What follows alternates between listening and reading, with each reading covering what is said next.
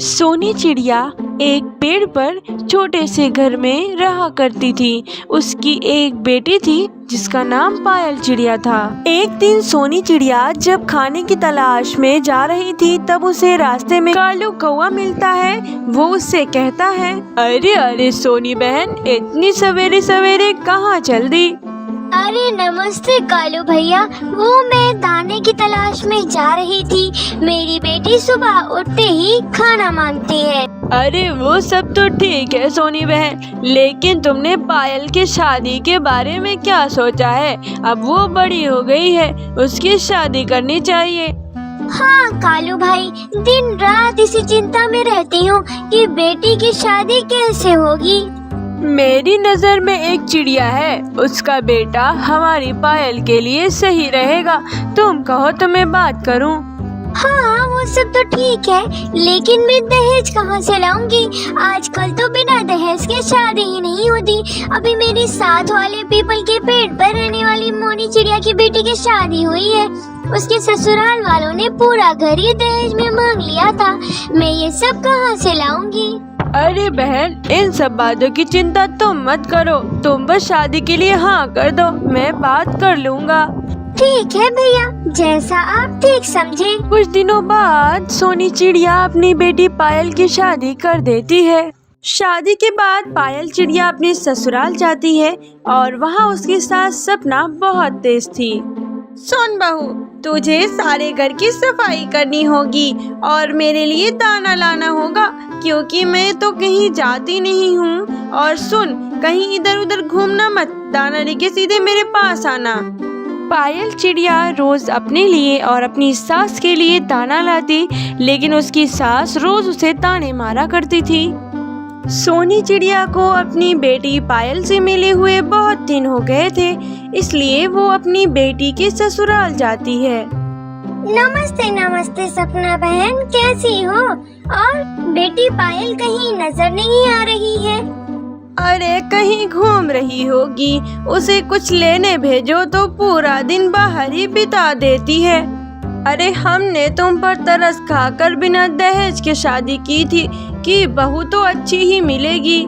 मेरे से उठा नहीं जाता, मेरे लिए दाना लेने गई थी, अभी तक उसका कोई पता नहीं है। पता नहीं क्या सिखाकर भेजा है तुमने उसे। तभी वहाँ पर पायल आ जाती है और अपनी माँ को देखकर रोने लगती है। अरे बेटी, क्या हुआ? तू ठीक तो है? तू रो क्यों रही है बेटी? कुछ नहीं माँ, बस तुम्हारी याद आ रही थी। सपना बहन, आप कहे तो मैं कुछ दिनों के लिए पायल को घर ले जाना चाहती हूँ। हाँ हाँ, ले जाओ ले जाओ, वैसे भी यहाँ कुछ करती नहीं है ये। सोनी चिड़िया पायल चिड़िया को अपने घर ले आती है। घर आकर पायल बहुत रोती है। माँ, वो लोग बहुत खराब है। सारा दिन मैं दाने इकट्ठा करती हूँ और दोनों माँ बेटे घर पर बैठे रहते हैं और सारे दाने खा लेते हैं और मैं भूखी रह जाती हूँ। और कुछ कहूँ तो दोनों मुझे मारते हैं। अब मैं कभी वहाँ नहीं जाऊँगी माँ। यह सारी बातें सुनकर सोनी चिड़िया को बहुत गुस्सा आता है और वो उसी समय कालू कौवे के पास जाती है। अरे अरे सोनी बहन, बड़े दिनों बाद आना हुआ, बताओ कैसे आई हो? सब ठीक तो है ना? अरे भैया, आपने मेरे बेटे को कहाँ फंसा दिया? उसके ससुराल वाले बहुत खराब हैं, उसे मारते पीटते हैं। अरे मैं तो उसे अपने घर ले आई हूँ और अब कभी नहीं भेजूंगी। अरे ये क्या कह रही है सोनी बहन? अभी मैं उनकी खबर लेता हूँ। अरे तुम दोनों माँ बेटे को शर्म नहीं आती है? खुद तो घर में पड़े रहते हो और पायल बिटिया से काम करवाते हो। मैं अभी जंगल के राजा के पास जाकर शिकायत करूँगा तुम दोनों की। इतना कहकर कालू कौवा जंगल की राजा मिठू तोता के पास आता है। वो उसकी पुकार सुन लेता है। मिठू तोता दोनों माँ बेटे को जेल में डाल देता है। दोनों माँ बेटे जेल में बैठ के रोते रहते हैं। तभी पायल चिड़िया राजा के पास आती है और उससे कहती है, राजा जी, मेरे पति और सास को छोड़ दीजिए। राजा दोनों माँ बेटी को बाहर निकालता है और उनसे कहता है, देखो तुम्हारी बहू कितनी अच्छी है, तुम दोनों इसे मारते थे फिर भी ये बेचारी तुम्हें बचाने आई है।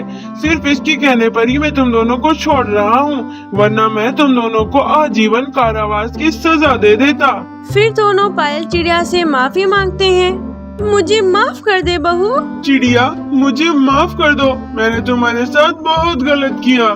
फिर दोनों पायल चिड़िया को घर ले आते हैं और खुशी खुशी तीनों अपनी जिंदगी बिताने लगते हैं और फिर दोनों कभी भी चिड़िया को परेशान नहीं करते।